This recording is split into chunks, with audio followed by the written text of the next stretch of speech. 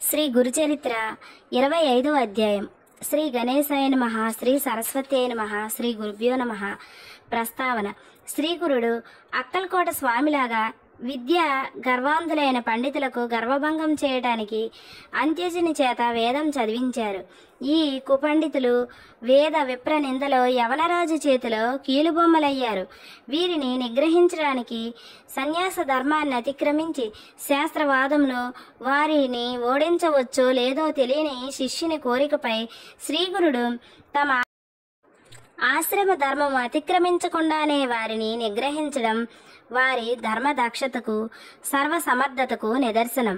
అట్టి ధర్మ సందేహం కలిగిన సత్శిష్యుడు సద్గురువును శరణ పొందాలని సూచన. ఎంత శ్రోత్రియత పాండిత్యము కూడా ధన కీర్తి కాంక్ష వలన వ్యర్థమేగాక అరిష్టప్రదమని తెలియాలి. సమర్థ సద్గురు సమాగమం వలన గాని శ్రోత్రియత పాండిత్యము సార్థకం కావన్నమాట. అంతేకాదు, నిజమైన సద్గురు భక్తుడు సద్గురువు కూడా దుష్టులెంత రెచ్చగొట్టినా కూడా తామే ప్రమాణమని పలికి ఋషి ప్రోక్తమైన శాస్త్రమే ప్రమాణమని చెప్పి దానినే సామాన్య సాధకుల వలె శ్రద్ధతో పాటిస్తారు. సద్గురువు చెప్పిన వేదస్థుతి రూపమైన ఈ 25, 26, 27 అధ్యాయాలు పాఠకులకు పవిత్రతను, నిరహంకారాన్ని, సద్గురువుపై భక్తిని పెంపొందిస్తాయి. కథారంభము. అటుపైన శ్రీగురుడు చేసిన దివ్య లీలలను వినిపించమని ప్రార్థించిన నామధారకునితో సిద్ధముని ఇలా చెప్పారు. ఒకప్పుడు వైడూర్య నగరంలో ఒక ముసల్మాను పరిపాలిస్తుండేవాడు. అతడు హిందూ మత ద్వేషి, ఎంతో కఠినాత్ముడు. అతడు తన రాజ్యంలో గల వేదాంగ పారంగతులైన పండితులను నిర్బంధంగా తన దగ్గరకు రప్పించుకొని తన ఎదుట వేద మంత్రాలు చదివించి వాటి అర్థాలు చెప్పమని శాసిస్తుండేవాడు. అందుకు అంగీకరించిన వారికి ధనాశ చూపుతుండేవాడు. అయినప్పటికీ కొందరు శిష్టాచారపరులు అలా చేయటం తమ వల్ల కాదని చెప్పి నిరాకరించేవారు. కొందరు నికృష్టులు మాత్రం అతడిచ్చే సంభావనలను ఆశించి వైదిక ధర్మాలకు విరుద్ధంగా అతని ఎదుట వేదార్థం చెబుతుండేవారు. యజ్ఞకాండలోని అంశాలు వారి నుండి విని ఆ దుష్టుడు యజ్ఞాలలో పశుహింస చేసే బ్రాహ్మణులు ఇతరులు చేసే జీవహింసను నిందించడం తగదని అవహేళన చేస్తుండేవాడు. అలా వేదార్థం చెప్పిన వారికి తన చేతికొచ్చినంత సంభావనలు ఇస్తుండేవాడు. ఆ సంగతి విని ధనాశాపరులెందరూ అతని మెప్పును కోరి అతని వద్దకు తమకై తామే వచ్చి వేదార్థం చెప్పసాగారు. ఒకనాడు ఉత్తరాది నుండి వేద పండితులైన బ్రాహ్మణులిద్దరు వచ్చి ఆ రాజును దర్శించి, రాజా, సకల విద్యలలోనూ మాకు సాటి అయిన వారు ఎక్కడా లేరు. మేము దేశంలోని పండితులను శాస్త్రవాదంతో ఎదుర్కొని జయించడానికి బయలుదేరాం. మీ రాజ్యంలో మాతో వాదించగల విద్వాంసులు ఎవరైనా ఉంటే పిలిపించండి, మా ప్రతిభ నిరూపించగలము అన్నారు. పరాయి మతాన్ని కించపరచడానికి మరొక మంచి అవకాశం లభించిందని తలచి ఆ రాజు వెంటనే నగరంలోని దండోరా వేయించి నాటి మధ్యాహ్నం సభ ఏర్పాటు చేయించి ఆ పండితులను వాదంలో ఓడించిన వారికి గొప్ప బహుమానాలు ఇవ్వగలనని, ఓడిన వారిని దండించగలనని ప్రకటించాడు. అటువంటి బహుమానాలను ఆశించి మన వేద శాస్త్రాలను ఆ దుష్టుల ఎదుట వల్లించడం ఇష్టపడని శిష్టాచారులు కొందరు తమకంతటి సామర్థ్యం లేదని చెప్పి తప్పు ఒప్పుకున్నారు. మరికొందరు నిండు సభలో తమకు అవమానం జరుగుతుందని భయపడి ముందుకు రాలేదు. వీరంతా ఆ కుపండితులకు జయపత్రాలు ఇచ్చివేయక తప్పలేదు. అప్పుడు ఆ రాజు కుపండితులిద్దరికీ వస్త్రాలు, ఆభరణాలు, భారీ ఎత్తున కానుకలు బహుమానం ఇచ్చి ఏనుగునెక్కించి మేళ తాళాలతో ఊరేగించాడు. వారికి ఒక అగ్రహారం కూడా ఇచ్చాడు. వేద పండితులే కించపరచడం ఆ రాజుకు వినోదమయ్యింది. అంతటితో ఆ పండితులిద్దరూ మరింత గర్వించి ఆ నగరంలోని విద్వాంసులందరినీ నోటికి వచ్చినట్లు దూషించసాగారు. ఒకనాడు వారు రాజుతో, అయ్యా, మా పాండిత్యము, మా ప్రతిభ ఇక్కడంతా తెలిసిపోవటం వల్ల ఇక్కడ మాతో వాదానికి ఎవరూ ముందుకు రావడం లేదు. కానీ వాదన లేకుంటే మేము చేసే పరిశ్రమ వల్ల ప్రయోజనం ఏమిటి? కనుక మీరు సెలవిస్తే మేము ఈ రాజ్యమంతటా సంచారం చేసి పండితులందరితో వాదించదలిచాము. మీరు అనుమతిస్తే అలా దిగ్విజయం చేసి వారి నుండి జయపత్రికలు తీసుకురాగలము అని చెప్పారు. రాజు అందుకు అంగీకరించి వారిని సగౌరవంగా సాగనంపాడు. వారు ఏనుగులనెక్కి దక్షిణ దిశగా బయలుదేరి ఊరూరా తిరిగి జయపత్రికలు పొందసాగారు.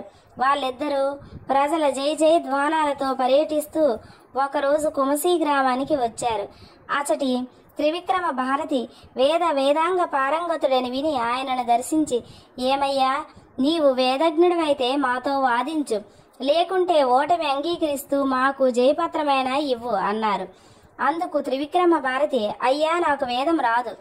వచ్చి ఉంటే నేను కూడా మీలాగే రాజ సన్మానాలు అందుకుంటూ భోగాలు అనుభవించేవాడినే కదా. నేను ఈ అరణ్యంలో ముక్కు మోసుకొని కాలక్షేపం చేస్తున్న భిక్షువును. నాలాంటి వాడిని జయించినా మీకు వచ్చేది ఏమీ లేదు. మీరు నాతో వాదించడం కేవలం పిచ్చుక మీద బ్రహ్మాస్త్రం వేసినట్లే అవుతుంది అని చెప్పారు. ఆ పండితులు, అయ్యా, మాతో వాదించగలవారు మాకెక్కడా కనిపించలేదు, కనుకనే మాకు లెక్కలేనన్ని జయపత్రాలు లభించాయి. అలాగే నీవు కూడా ఒకటి వ్రాసి ఇవ్వు, లేదా మాతో వాదించు అని పట్టుబట్టారు. అప్పుడు ఆ సన్యాసి వీరికి గర్వం తలకెక్కింది. ఒళ్ళు పై తెలియకుండా సాటి పండితులందరినీ నిందిస్తున్నారు. వీరికి బుద్ధి చెప్పడానికి నా గురుదేవులే సమర్థులు. వారి దగ్గరకు వీరిని తీసుకుపోతాను అని ఆలోచించుకొని వాళ్ళతో ఇలా అన్నాడు. పండితోత్తములారా, నేను స్వతంత్రుడను కాను. గంధర్వపురంలో మా గురుదేవులున్నారు. వారి ఆజ్ఞ తీసుకొని మీరు కోరినట్లే ఆ రెంటిలో ఏదో ఒకటి చేయగలను. మీరు కూడా నా వెంట గంధర్వపురానికి రండి. అందుక మదాంధులు అంగీకరించి గంధర్వపురానికి బయలుదేరారు. త్రివిక్రమ భారతి వినయంతో కాలినడకన వెళ్తుంటే ఆ దుష్టులిద్దరూ ఏనుగు మీద కూర్చొని వెళ్తున్నారు. సాధు సత్పురుషుల వద్దకు అలా వెళ్లడం వల్ల ఆయుక్షీణం అవుతుందన్న శాస్త్రవాక్యాన్ని కూడా వాళ్ళు లెక్క పెట్టలేదు. గంధర్వపురంలో మఠం చేరుకున్నాక త్రివిక్రమ భారతి శ్రీగురునికి నమస్కరించి ఆనంద బాష్పాలు కారుస్తూ గద్గద స్వరంతో ఆ కుపండితుల సంగతి విన్నవించి, పరాత్పర గుడ్లగోబ సూర్యుని చూడనట్లే అజ్ఞానాంధులు మిమ్మెరుగలేరు. మీ చేత వారికి హితం చెప్పించడానికై వారిని ఇక్కడికి తీసుకువచ్చాను. ఈ మదాంధుల బారి నుండి నన్ను వేద ధర్మాన్ని కాపాడండి. మీ ఆజ్ఞ కోసం వచ్చాను. మీరేది చేయమంటే అది చేస్తాను అని ప్రార్థించాడు. వాళ్ళు, మా కాలం వ్యర్థమైంది. ఇతడు జయపత్రం ఇవ్వడు, వాదభిక్ష ఇవ్వడు. మమ్మల్ని ఇక్కడికి తీసుకువచ్చాడు గనుక మీ గురు శిష్యుల్లో ఎవరైనా ఈ రెంటిలో ఏదో ఒకటి చేసి తీరాలి అన్నారు.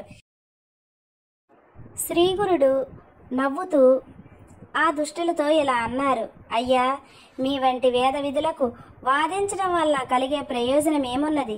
వాదంలో సాటి విప్రులను ఇలా పరాభవించినందువల్ల మీకు కలిగే లాభం ఏమిటి? ఇతులమైన మాకు జయించడం వల్ల వచ్చే గౌరవం, ఓడినందువల్ల చిన్నతనం ఏమీ కలగవు. అటువంటి మా వల్ల మీకేం ప్రయోజనం అన్నారు. అందుకు వారిద్దరూ, అలా అయితే ఇంతకు ముందట పండితులందరూ ఇచ్చినట్లు త్రివిక్రముడు జయపత్రం ఇవ్వక మమ్మల్ని ఇక్కడకు ఎందుకు తీసుకువచ్చాడు? కనుక మీ ఇద్దరిలో ఎవరైనా సరే మాతో వాదానికి రండి, లేకుంటే జయపత్రమైన ఇవ్వండి అని పట్టుబెట్టారు.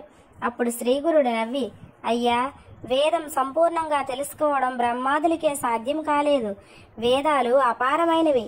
అటువంటప్పుడు వేద విధులమని చెప్పుకోవడం వెరవేగడమే అవుతుంది. ఈ జయపత్రికల వల్ల ప్రయోజనమేమున్నది? మా మాట విని ఇకనైనా ఇలాంటి ప్రగల్భాలు మానండి అన్నారు. అప్పుడు వాళ్ళు రోషంతో, అయ్యా, మా సామర్థ్యం తెలుసుకోకుండా వ్యర్థంగా మాట్లాడవద్దు. మేము సాంగోపాంగంగా వేదమంతా నేర్చుకున్నాము. మమ్మల్ని మించిన వారు ఎవ్వరూ లేరు అన్నారు. తర్వాత ఏం జరిగిందో 26వ అధ్యాయంలో తర్వాత వీడియోలో చెప్పుకుందాం. శ్రీ దత్తాయ గురవే నమః. శ్రీ శ్రీపాద వల్లభాయ నమః. శ్రీ నృసింహ సరస్వతి అయిన నమః. ఇంతటితో 25వ అధ్యాయము సంపూర్ణమైంది. 26వ అధ్యాయము తర్వాత ఏం జరిగిందనే విషయము తర్వాత వీడియోలో చెప్పుకుందాం. నా వీడియో కనుక మీకు నచ్చినట్లయితే లైక్ చేయండి, మీ ఫ్రెండ్స్కి, ఫ్యామిలీ మెంబర్స్కి అందరికీ షేర్ చేయండి. అలాగే నా ఛానల్ కనుక మీకు నచ్చినట్లయితే నా ఛానల్ని సబ్స్క్రైబ్ చేసుకోండి.